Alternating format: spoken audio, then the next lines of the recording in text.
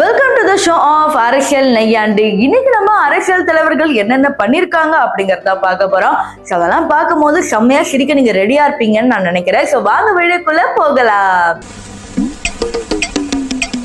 நம்ம வீடியோல ஃபர்ஸ்ட் வர போறது யாருன்னு பாத்தீங்கன்னா தமிழச்சி தங்கப்பாண்டியன். இவங்களை பத்தி நல்லா தெரியும், ரொம்ப சூப்பரா பேசுவாங்க.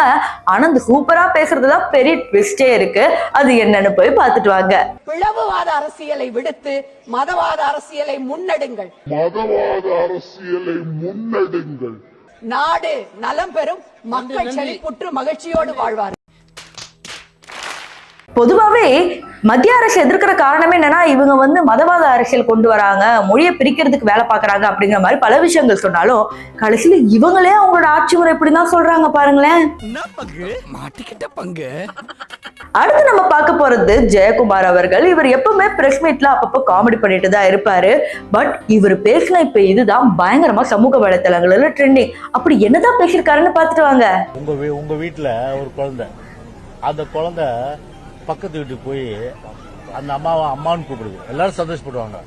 அப்பா இந்த குழந்தை என்ன அம்மான்னு கூப்பிடுது பாருங்க. அதே உங்க குழந்தை அந்த பக்கத்து வீட்டுல இருக்கிற ஒய்ஃபுடைய புருஷனை அப்பான்னு கூப்பிட்டுச்சுன்னா உங்க பொண்டாட்டி சும்மா விடுமா?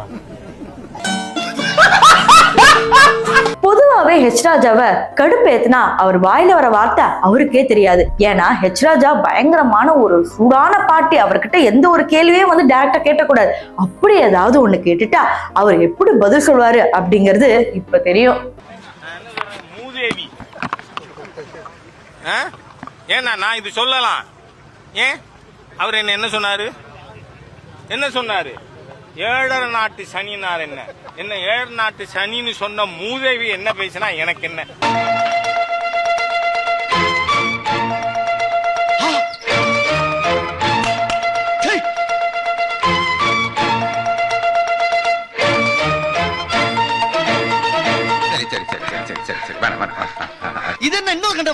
இப்ப நம்ம பார்க்க போறது எடப்பாடி பழனிசாமி அவர்கள். அவர் அப்பப்ப காமெடி பண்ணி பேசுவாரு, ஆனா மிச்ச விஷயத்துல ரொம்ப சீரியஸா இருப்பாரு அப்படிங்கிற மாதிரி நமக்கு தெரியும். பிரஸ் மீட்ல சீரியஸா பேசிட்டு இருந்தவரு அப்பப்ப காமெடி பண்ணும் போது கொஞ்சம் மனசுக்கு நிம்மதியா தான் இருக்கு. மர்மத்தை வெளியிலே கொண்டு வருவதற்கு தான் யார் அந்த சார் என்று அதிமுக கேக்குது. ஆதாரத்தை நான் கொடுக்குறேன், நீ எதுக்கு ஆட்சியில் இருக்கிற? ஆட்சியில் இருந்து வெளியே நான் கொடுக்குறேன். நீ கேட்ட ஒவ்வொரு கேள்வி என்ன செருப்பால் அடிச்ச மாதிரி இருக்குடா. மாதிரி இல்ல, உண்மையிலே செருப்பால தான் அடிச்சது. இந்த லிஸ்ட்ல நம்ம கடைசியா பார்க்க போறது அன்பில் மகேஷ் அவர்கள். திமுகக்கு அயராது உழைக்கிற இவரு அவ்வப்போது வாயை விட்டு மாட்டிப்பாரு. அப்படி வாயை விட்டு மாட்டிக்கிட்டு தான் இப்ப ட்ரோல்ல அனுபவிச்சுட்டு இருக்காரு. இந்தியால எங்க வேணா யார வேணா ஏமாத்தலாம். இங்க எங்களுடைய முத்துவேல் கருணாநிதி ஸ்டாலினை ஏமாத்துறதுக்கு ஒருத்தன் பிறந்துதாயா வரணும் என்பது வரேன் தனியா.